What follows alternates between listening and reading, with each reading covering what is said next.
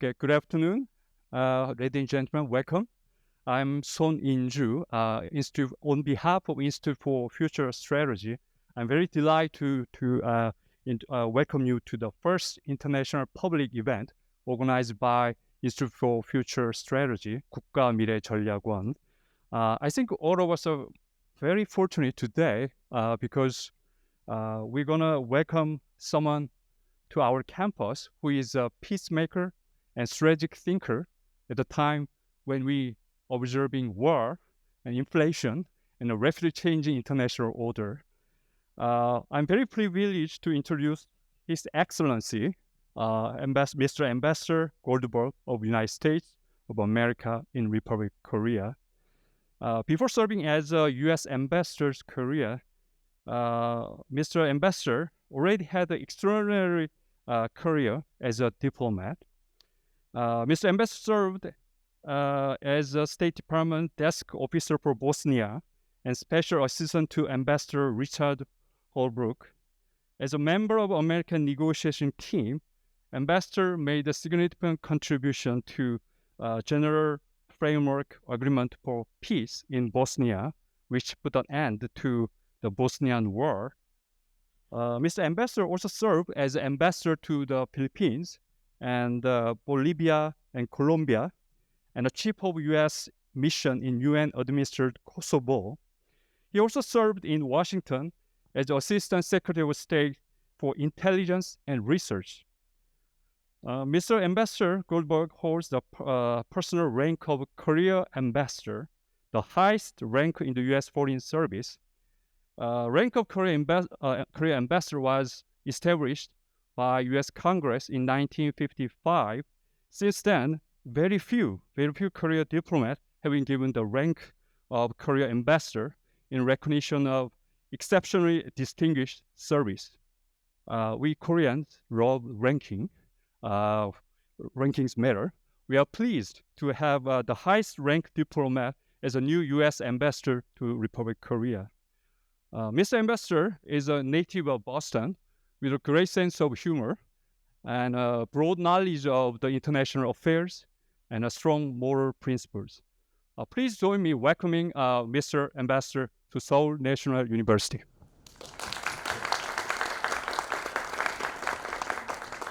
Mr. Secretary General, thank you very much, and President Oh, for the invitation to be with you today, and for the very kind introduction. To be here at Seoul National University is especially important as an institution, but also to be with the Institute for Future Strategy for all the work it's going to be doing in trying to help resolve and understand more about the problems facing the Republic of Korea in the years to come. And thanks to all of you for joining us today, both in person, and I understand there are people watching virtually as well. Although I've only been here a few months, I have felt very much at home and welcomed by Korea and its people. Korea is a country with such a rich history and culture. There's so much to do and to experience. I've had the chance to hike along Bukhansan, experience Seoul's vibrant art and restaurant scenes, and to attend 2 Korean baseball organization games, which were a lot of fun too, one of them in Busan. And just last week, I was in Busan for the first time, as well as Gwangju, to get to know more about this remarkable country and all that's been accomplished here. I'm truly excited to be serving here as ambassador and look forward to the important work of strengthening the relationship between our 2 countries. It's also an honor to be here at SNU, as I mentioned, one of Korea's most prestigious universities, probably the most prestigious, but I'll have to be diplomatic here, which has also produced some of its illustrious national leaders, scientists, educators, titans of industry, and public servants, including my gracious host, Secretary General Ban Ki-moon. who led a very distinguished career in public service. SNU is also a world leader in science and technology research and a symbol of Korea's tremendous progress over the last few decades and its potential for the future. I feel very fortunate to have this opportunity to speak with you today to share my perspective on the robust, comprehensive, and growing strategic partnership between the United States and the Republic of Korea. A few months ago, we celebrated the 140th anniversary of diplomatic relations between the ROK and the U.S.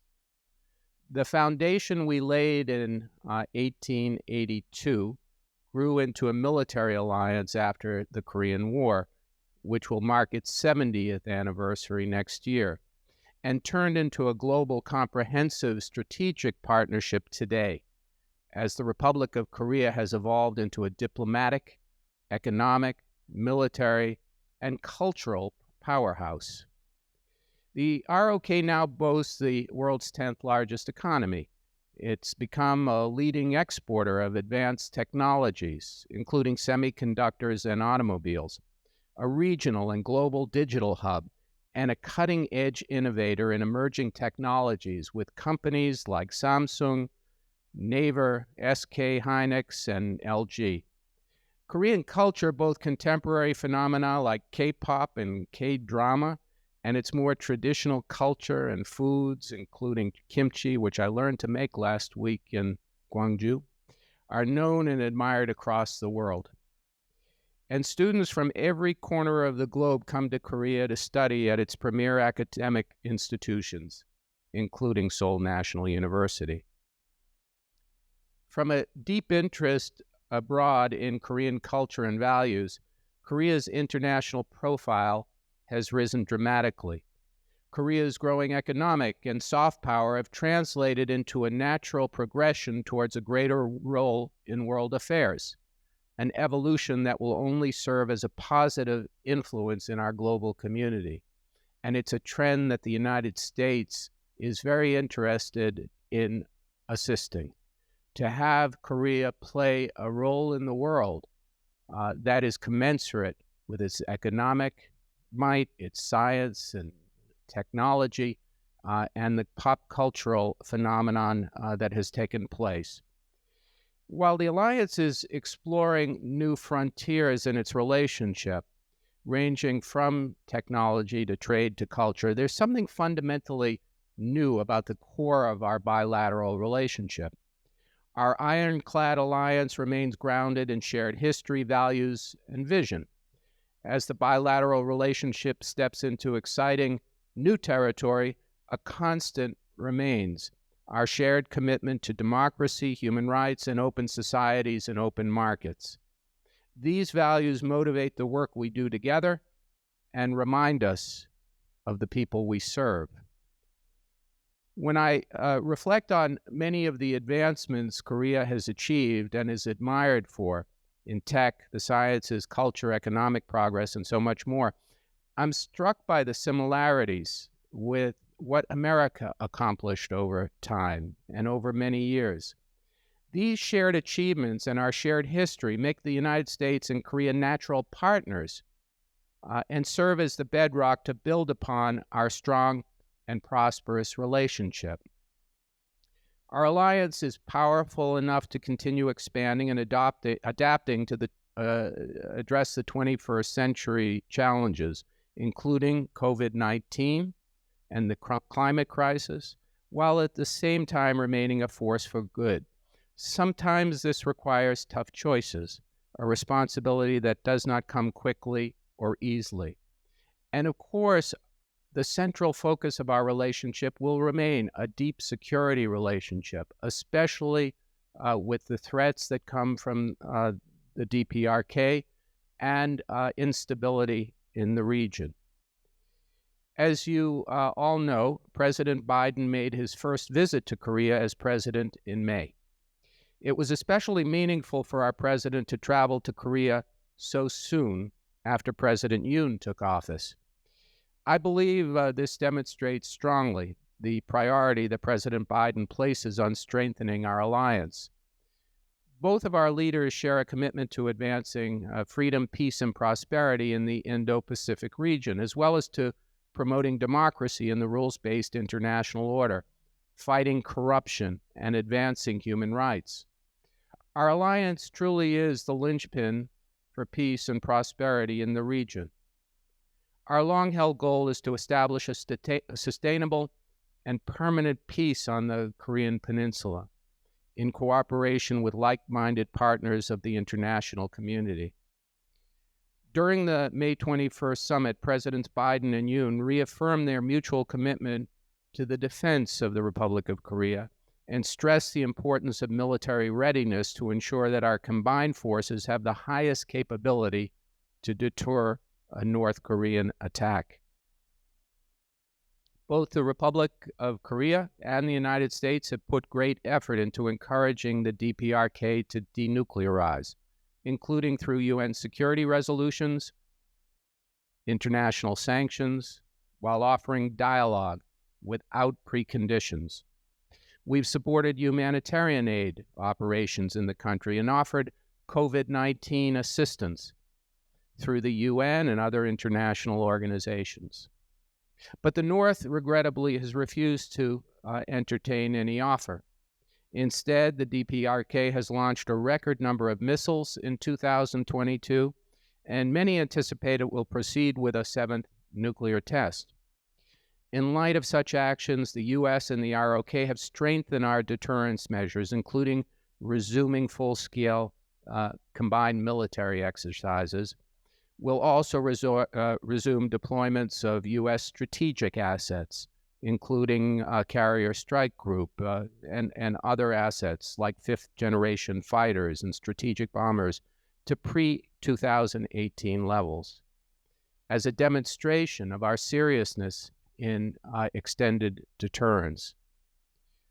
Our shared efforts don't stop there.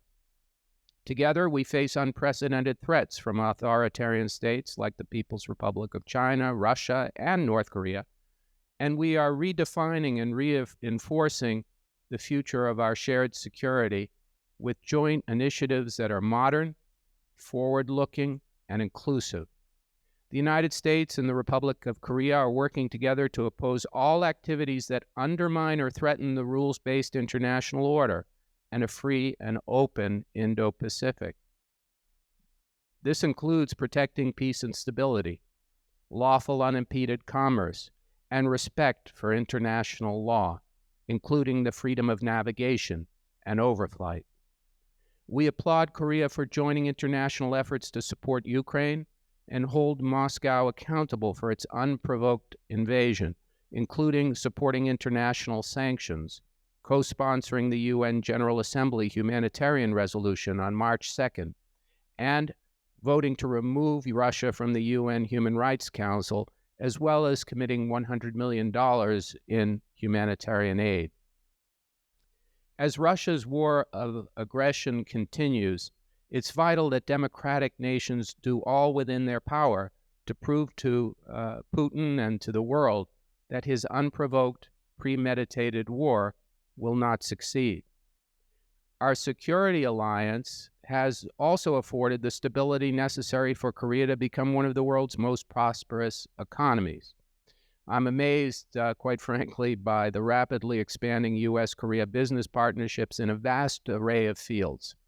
Korea was the first major Asian economy to sign a free trade agreement with the United States and is now America's sixth largest trading partner. Korean and American firms are committing tens of billions of dollars to joint ventures and investments in critical areas like semiconductors, high-capacity batteries, biopharmaceuticals, and other critical supply chains. Korea is a founding member of the Indo-Pacific Economic Framework, committing to cooperate closely on 21st century economic challenges based on the principles of openness, transparency, and inclusiveness. It's also agreed to join the Minerals Security Partnership and participate in preliminary meetings of the U.S. East Asia Semiconductor Supply Chain Resiliency Working Group, or CHIP-4, as it is known in Korea. which will help protect the critical supply chains that underpin our future economies. We've launched an economic security dialogue to align the policy approaches between our governments and strengthen resilience against countries that rely on coercive economic statecraft to advance their policy aims. We want the United States to remain Korea's economic partner of choice. Leaders in business and industry appreciate our bilateral economic cooperation because of our shared values and commitment to market principles, protecting intellectual property rights, and respecting human rights in everything we do. Korean and U.S. scientists, researchers, and engineers are among the best in the world. Both countries have a proven history of excellence in innovation. The world needs us to work together to push progress in biotechnology, the digital economy, and the responsible use of artificial intelligence. We're natural partners and critical stakeholders in areas like clean energy technology, sustainable agriculture, and autonomous robotics. Our partnership has room to grow with increased cooperation on civil nuclear energy and space. Investments and interpersonal exchanges in these critical and emerging technologies will serve to boost scientific advances necessary not only for our own people, but for the world. We've come a long way, but our work isn't done. Koreans and Americans also are committed to the future of our planet and to confronting the climate crisis. The United States is taking the lead on combating climate change, and Korea has enthusiastically vowed to cut greenhouse gas emissions drastically in less than a decade. To achieve our ambitious targets, we'll need to work together with unprecedented determination and cooperation while encouraging others to do the same. To ensure our long-term security and meet shared economic objectives, we must also encourage participation of the people from every facet of our societies. Gender, race, national origin, disability status, or sexual orientation cannot be an excuse to leave anyone on the sidelines. Everyone is gifted with unique talents, and it's our job to provide them the opportunity to use those skills. We'll continue to expand our comprehensive partnership to enhance people-to-people exchange and empowerment of talented yet underrepresented communities both at home and abroad. Korea now plays a critical role in fostering emerging democracies and assumes leadership roles in regional and global organizations like the UN, WTO, WHO, OECD, and APEC. Korea also proudly stood prominently amongst the ranks of liberal democracies supporting President Biden's December 2021 Summit for Democracy. As we work together to guarantee freedoms outside our borders, we must continue to safeguard and uphold democratic values within them. In both our countries, there are challenges at the moment. The United States actively supports Korea's significant contributions to global multilateral humanitarian aid, peacekeeping operations, environmental conservation, and health. As like-minded partners that share a history of sacrifice, the Republic of Korea and the United States have the responsibility to promote democracy and defend against destabilizing authoritarian regimes. Our collective effort will build a credible voice for promoting human rights and freedoms abroad by modeling diversity, equality, and tolerance. This includes calling out countries like the PRC, which continues to carry out genocide and crimes against humanity against predominantly Muslim Uyghurs and religious minority groups in Xinjiang, and undermine Hong Kong's autonomy and protected rights. History calls for us to use our mighty, multifaceted alliance as a force for good across the region. Korea's rapidly expanding influence gives Koreans a say in what happens in the world. It's not easy to take up that challenge, but it's something that falls to all of you, especially the young people in the room, as Korea makes its way in the world. President Yoon's initiative to formulate Korea's own Indo-Pacific strategy to confront regional challenges has the full support of President Biden. We must also work together with our allies and partners to support peace and stability in the Taiwan Strait. Cross-strait differences should be resolved peacefully, not by coercion or force. The same could be said about disputes in the South China Sea.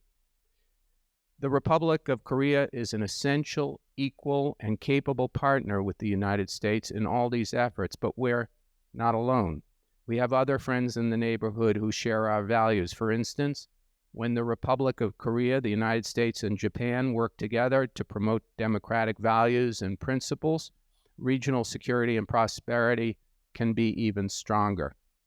It's our fundamental interest to support closer cooperation with each other. So what I've laid out for you is an ambitious agenda, but there is good news. We don't have to do it all ourselves.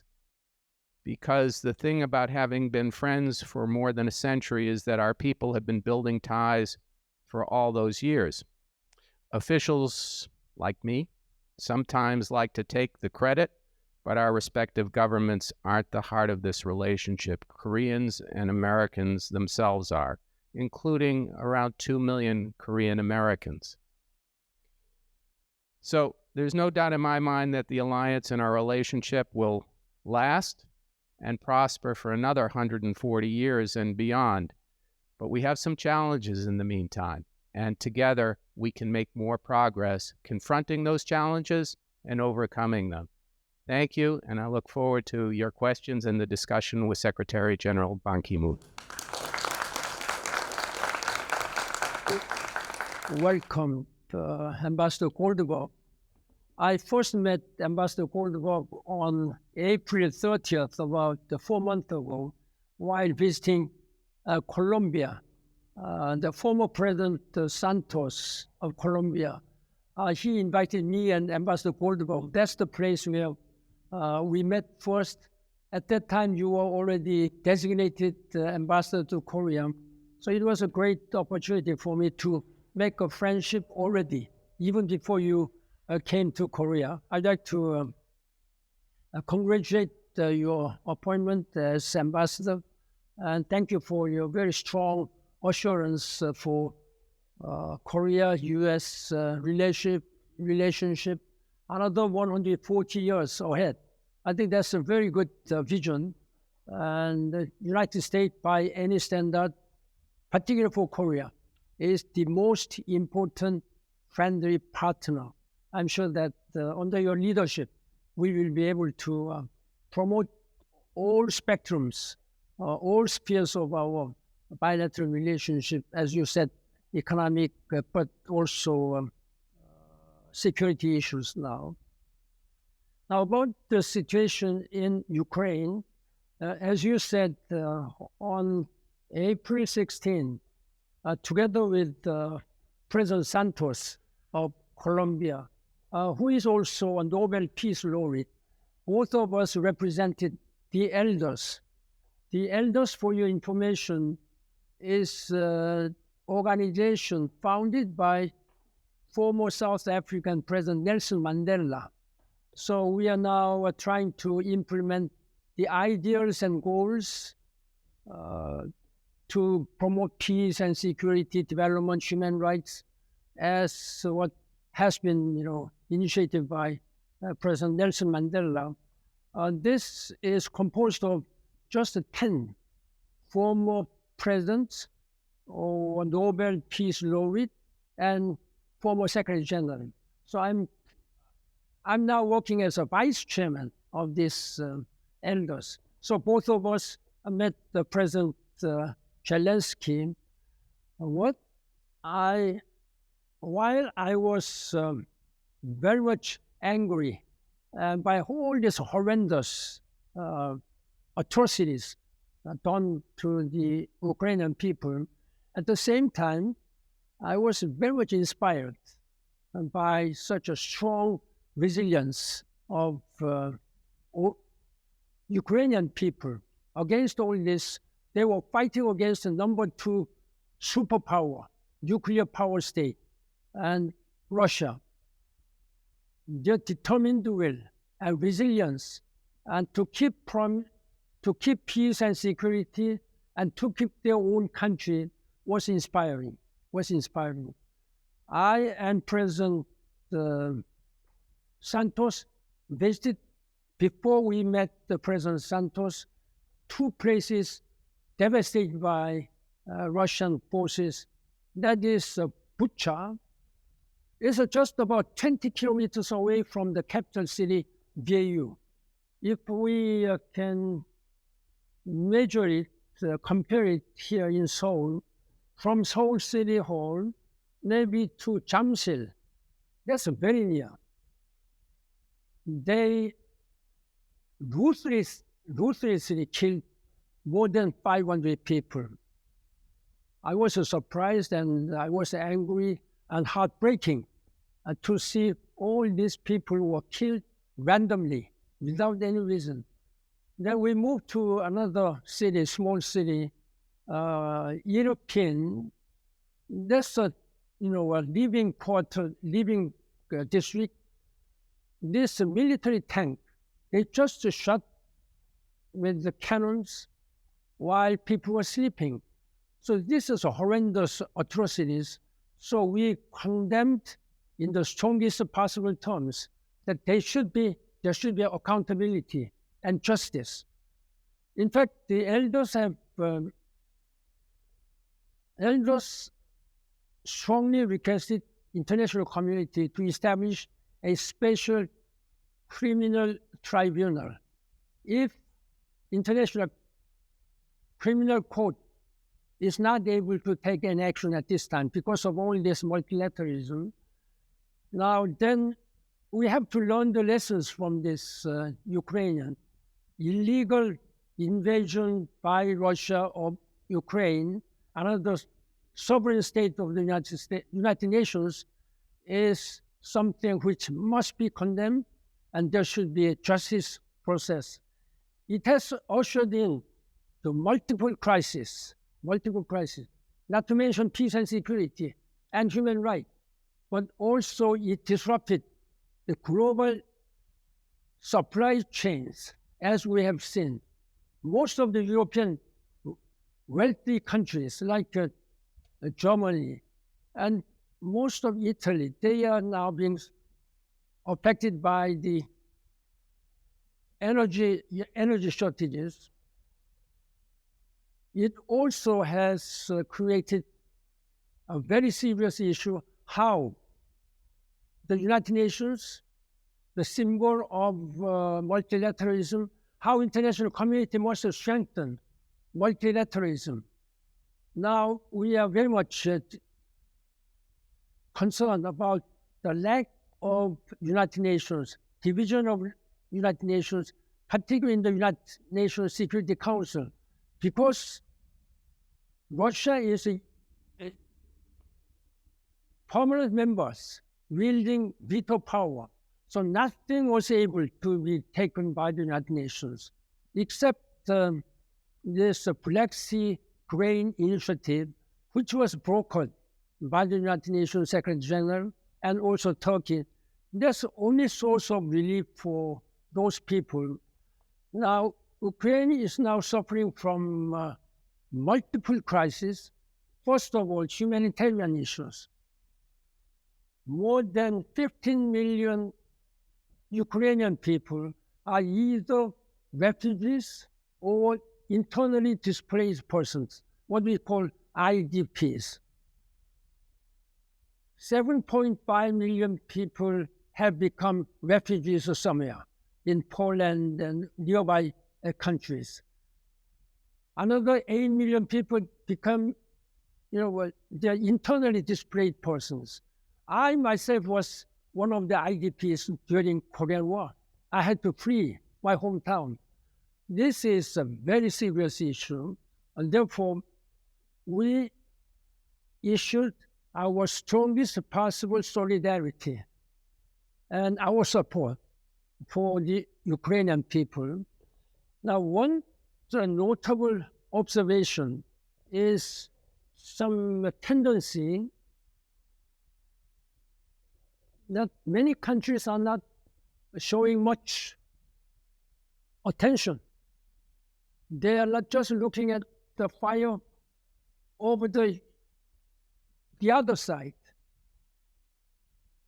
Most of the African countries and Latin American countries, I think some Asian countries, most of the Asian countries, even including India, but Korea, Japan have taken some strong solidarity and even supported Ukrainian people, humanitarian, and some non-lethal military support.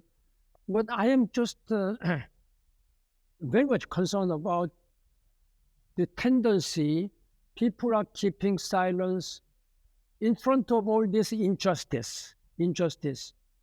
I have been speaking out that in this time of crisis, when a sovereign state has been attacked by another superpower, then keeping neutrality is not an option.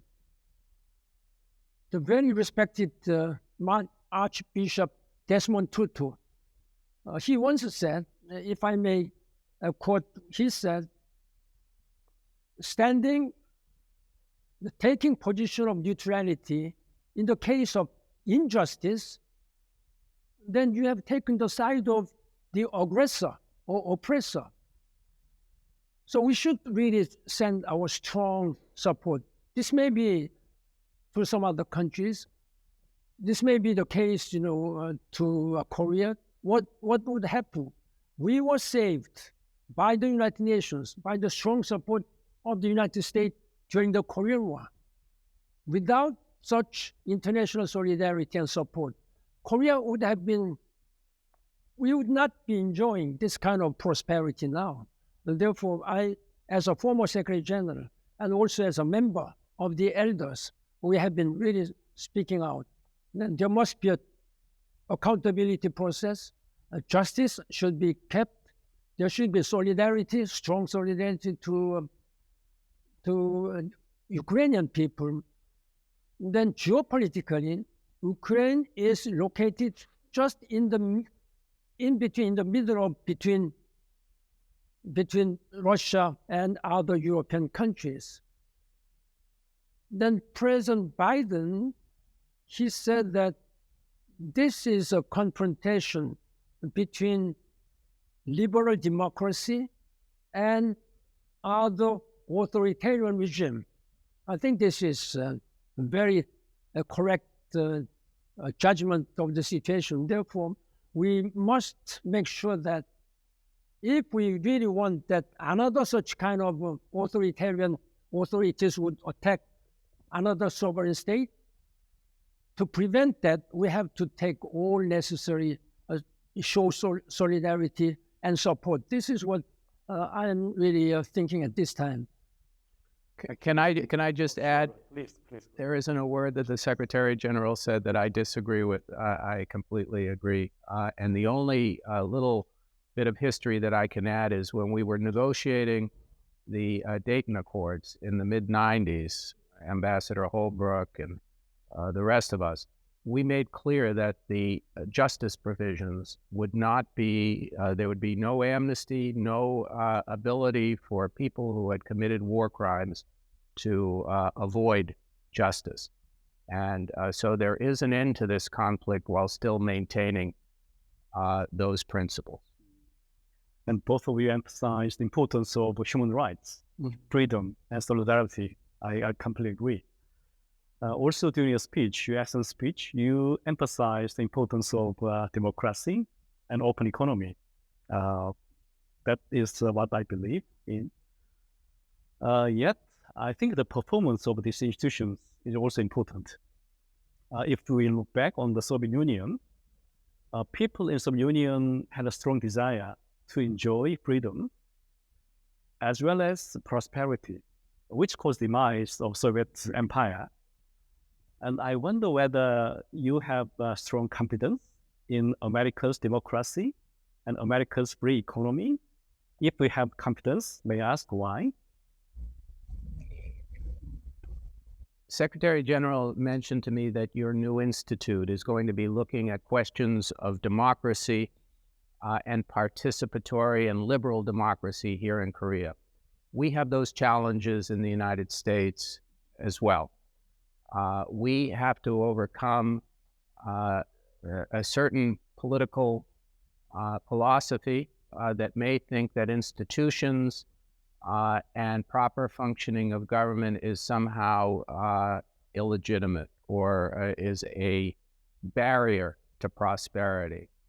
And what President Biden has said, which I think is correct, in addition to the challenges of liberal democracy versus authoritarianism at the moment, is that the liberal democracies at the same time have to show their people that they can produce, that they can benefit the people.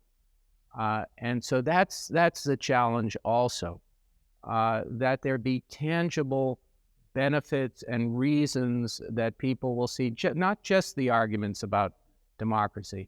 Why am I confident that democracy in the United States will survive? Probably for the reason that Churchill said, people, they've tried all other forms of government, and this one may not be perfect, but it's the best we've got. And I think Americans realize that too. And understand that there are dangers associated with populism and a distrust of institutions. So I am confident that we will overcome it. Just as I'm confident, I think that Korea will overcome it as well. Would you make some comments on Korea's democracy? Are you confident in Korea's democracy? I think this is why we have created this National Future Strategy Institute now. Everywhere around the world, without exception in Korea too, I'm concerned about some division among people. And if I may say more directly, then this is, I think every country is now going through a democracy in crisis now. Korea is not an exception.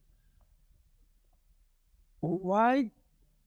That's why during my time as a Secretary General, I have been traveling all around the world. I met so many world leaders, but it was very difficult to see a global leaders with global citizenship, global vision. So that's what we lack, even in our country, particularly politicians, parliamentarians, party members. They lack the citizenship. So we have to really do much better quality education so that when the students, young generation will grow up to take charge of the leadership of our society, whether political, economic, and social, civil society, then one should act as global citizens. That's why, because of the lack of global citizenship, we are suffering. Let's look at the case of these Ukrainian cases, and North Korea, of course, Russia, China, and many other countries. Even in democratic countries, Europeans, Americans, Koreans, I think there is no exception now. Therefore, I'm really urging that we should really do much more and much better through quality education to train and empower people with global citizenship. As you may know, the first thing I did after my retirement was to establish Ban Ki-moon Center for Global Citizens located in Vienna, Austria. That's my genuine feeling. And I'm deeply concerned and frustrated in a sense. Therefore, I think each and everyone, I think they should really work as a global citizen. Then there will be much lesser problems which we are now experiencing. Mr. Ambassador, you dealt with the United Nations Security Council Resolution 1874, which was adopted in relation to North Korea's second test of nuclear weapons in 2009, I guess, right? Much stronger sanctions imposed afterwards, but North Korea remains unchanged. One reason is that China's assistance to North Korea, even violating UN sanctions. How would you think get China cooperate with the United States and international community for North Korea's being denuclearized? You're correct that at one time, China and Russia were voting for resolutions in opposition to the DPRK nuclear program and missile program. They've changed directions for reasons that have little to do really with the nuclear program and more their interest in what they think may be the need for trying to create a closer relationship with DPRK. China says it wants stability on the Korean Peninsula, and it opposes DPRK's nuclear program. They have a funny way of showing it. If China really believes in that, they would be doing more to influence DPRK and trying to take measures against the ROK, for example, on a sovereign decision it took to deploy the THAAD. Whether you agree with the THAAD decision or not, it was a sovereign decision of Korea to do that. And so if the government of China wants to change the situation in the peninsula, they would be better served, it seems to me, by trying to use their influence more with Pyongyang and less complaining about the consequences of the failure to do so. A word on sanctions. Sanctions are a tool. They're not a policy. They're one way to influence, and they are most successful when certain factors are present for a particular country. For example, North Korea isn't really tied into the international financial system. It doesn't trade like other countries trade. A lot of what they do, especially in the military area, is clandestine.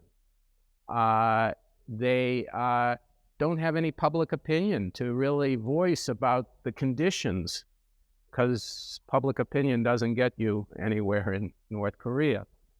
So it's a difficult environment in which to impose sanctions, and then there's some leakage from China as well.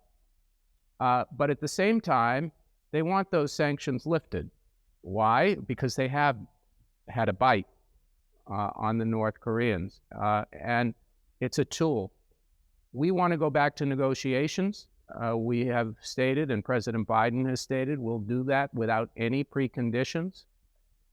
President Yoon has announced his plan, his audacious initiative to try to entice North Korea back to negotiations. We support that. But when you make the call, nobody's answering the phone.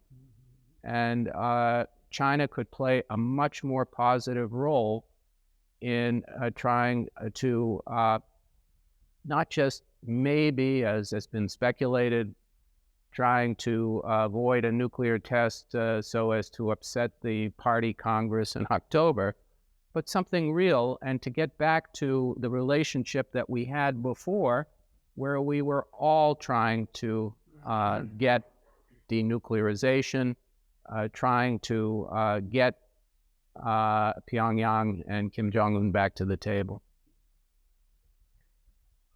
If I may add something to what, for Koreans, this has been a real challenging issues. Of course, we have been working very closely with the United States in dealing with North Korean issue. Whether we should treat this matter as an issue between the two same brethren, or whether we should treat this issue as based on international law and normally accepted regulations, etc., etc. So each and every administration has been taking different positions, while North Korea has been taking consistently same policies. It is also the same with the United States. For example, bottom-up approach by President Obama, or either or top-down approach by President Trump have not worked out. And therefore, it is really a difficult issue. Now, almost 100% different positions is now being taken by new President Yoon Suk-yeol administration compared with the previous administration. I think from the beginning, we should make it some firm and principles that every 5 years we should not change our positions. Of course, we have to embrace North Korea because they are our brothers and sisters. But since we are taking completely 100% different policies, then we have to also be realistic. I started since 1990 when I was a Director General for American Affairs Bureau. I was engaging in dialogue. The first initiative, most important one, was to establish a joint declaration for the denuclearization of the Korean Peninsula, very historic one, which was adopted December 31st, 1991. I was one of the 5 negotiators. Then I was working as a vice chairman of the Nuclear Control Commission between South and North. And then 6-party talks were initiated. All this United States, China, Japan, Korea, North and South, all together. All this kind of initiative have been disregarded by North Koreans. Then I think we need to be very realistic and principled. Once we take a certain principle in accordance with all normally accepted and respected international regulations, then that's the way we have to base on our future negotiation and consultation, whatever may be called, with the North Korea. I think even our relationship with China should be based on such a principled matter. Yeah. I understand you planned a visit to North Korea in 2015, but North Korea abruptly canceled the invitation just before your departure. If you had met Kim Jong-un, what did you want to say to him? Now, one of my regrets during my 10-year time as a Secretary General, that despite my honest hope to make some contribution to help South and North Korea reconcile, but I was not able to do so. That's very serious regret. Still, I am having. In fact, I was invited by North Korea 3 times, but each time, at the very last minute, they canceled. For my second visit, I really had the consultation, wide networks with the key countries. I first discussed this matter with the President Obama. Susan Rice was there. President Xi Jinping, President Putin. I had a prior consultation, and they all supported my going to North Korea, and I was officially invited. But at the time, when I was flying back to New York to prepare for my visit, just when my airplane touched down, I was informed that it has been canceled without any reason. Then I was very much disappointed and frustrated by their just abrupt, without any notice, cancel such kind of visit. The UN Secretary General, the last visit by a UN Secretary General was in 1993 by Petros Gali. Then after that journey lasted almost 30 years. They said that this will be done completely in secrecy. But even in secrecy, there is no such a secrecy when it comes to North Korea. Therefore, I just gently said no. Then I think they were not happy, then canceled it. All these kind of behaviors. Then the problem dealing with North Korea is that we cannot have trust and confidence in what they behave, what they say. President Moon Jae-in had the very historic visit and summit meeting with Kim Jong-un. President Trump had such 2 times summit meeting with Kim Jong-un, but nothing had been implemented and kept by North Korea. And therefore, I really would like to urge the new administration of Korea and also even the United States to deal on the basis of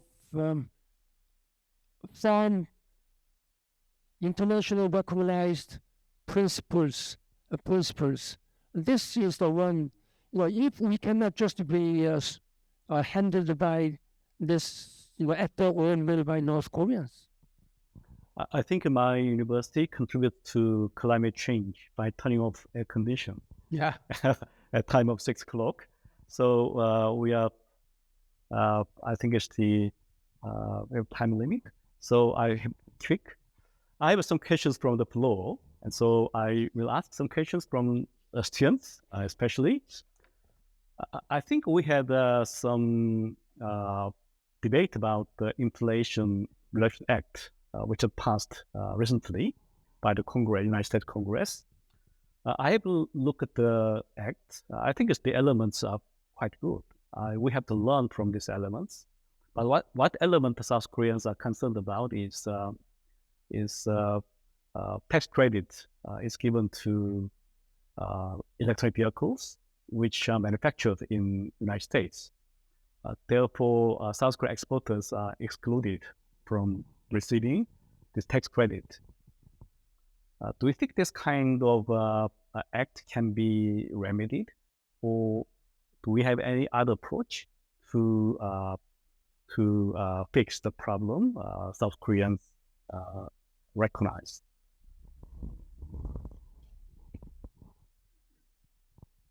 The Inflation Reduction Act had as its chief purpose really part of the movement towards a green economy and trying to deal with issues of climate change while at the same time promoting the manufacture of electric vehicles and batteries for those vehicles. The provision that you mentioned, the tax credit for cars that are manufactured in the United States, was not something intended as any kind of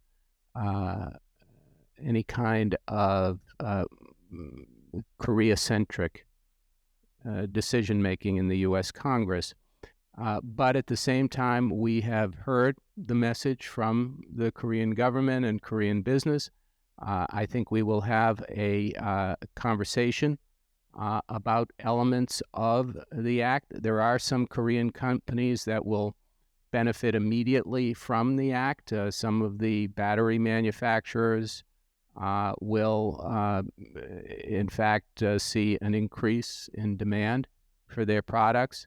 There's another company that produces Q-cell technology for solar panels. They too are very enthusiastic. But at the same time, there is this issue, and we understand it. We've heard the message, and we'll be sitting down to discuss it. We will try all we can to overcome any differences. As I say, this wasn't aimed in any way at Korea, but it is a byproduct that we have to try to resolve.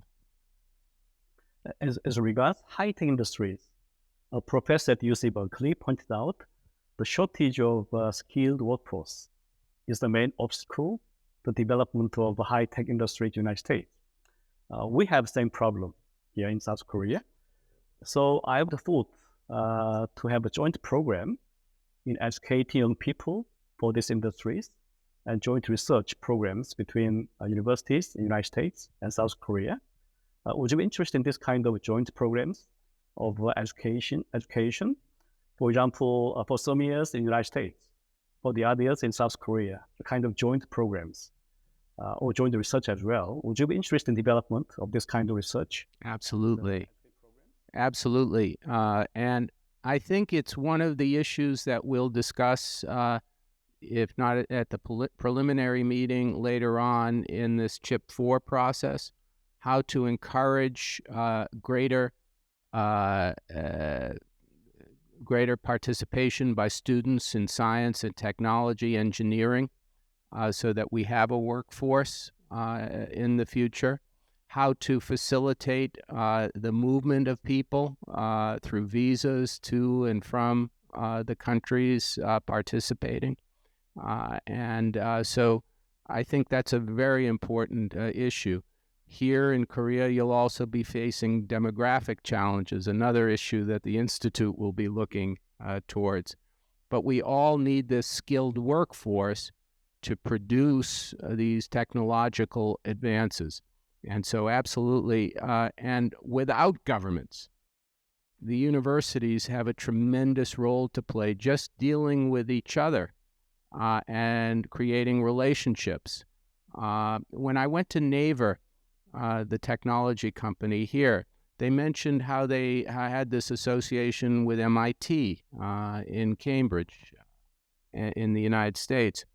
And I know there are universities here, I think Seoul, SNU, KAIST, others are looking at associations with universities in the U.S. I think it's a very important development and one that we have to encourage. Unless a burning question from the floor, okay, I have just one final question to Mr. Ambassador. Do you have any burning question? Okay, otherwise, all right, okay. Because I've seen on you that you participated in Seoul Queer Parade, and a lot of citizens in Korea and our public association denied your support. As you know, Korea is anti-homosexual country, including our president. How are you gonna deal with this issue? Gay marriage, do you think it's one of the issues you have to handle along with the Korea and U.S. alliance? I hope you play a positive role in human rights.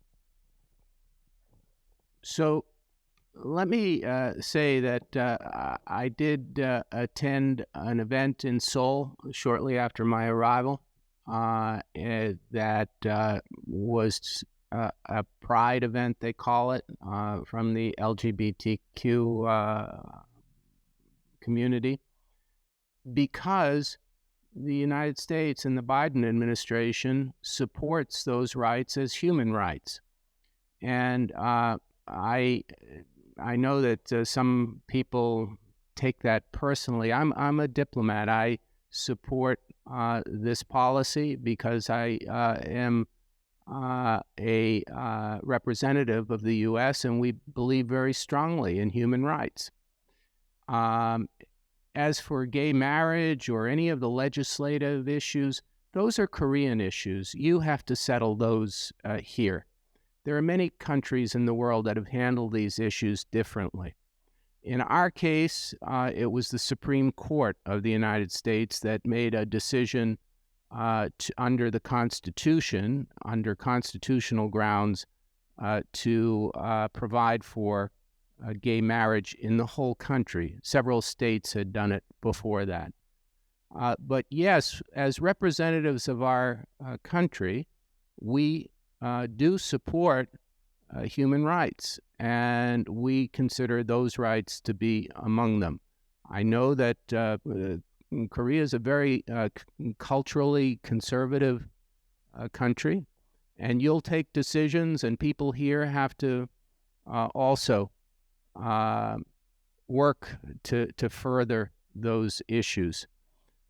Some of those are decisions that are taken here, but there are some values that we believe are universal and in human rights. And we think that it's important to include all members of society in moving a country forward. We have a long history in the United States of discrimination against various groups, including the LGBTQ community, including especially our history on race relations, things that we are still trying to address in the United States. So we're far from perfect, far from it. And we still have questions about our democracy and questions that we have to deal with every day. But as long as we have a voice, we will support human rights, and will continue to do so, and I certainly will continue to do so. Right.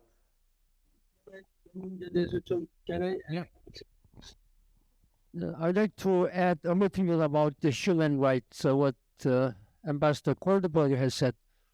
I fully support, and I had been supporting all what he had said. As a Secretary General of the United Nations, I took human rights as the number one important priorities. There are three principles. One is peace and security, development, sustainable development, and human rights. Well, those are equally important. But what would be the use of economic development or peace and security when there is no human rights respected? There are some countries where there's completely no poverty issues or political stability. But when those situations happens in some authoritarian countries, there's no political problems, there's no poverty issues, but people's human rights are not respected, then it's useless, meaningless. That's why I have taken human rights as number one issue, regardless of what you are, including your sexual orientations, ethnicities. For example, you are living in a well-to-do society, but your human right is not respected. Then what's the meaning of your life? Your life is meaningless. That is why UN is taking number one priority. I have really taken a lot of reforms and a lot of administrative support to help those UN staff who are living with different sexual orientations.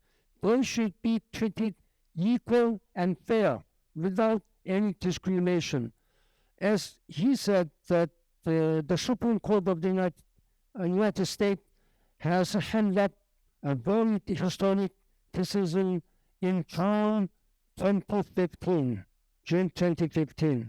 that all this is same-sex marriage, and there should be no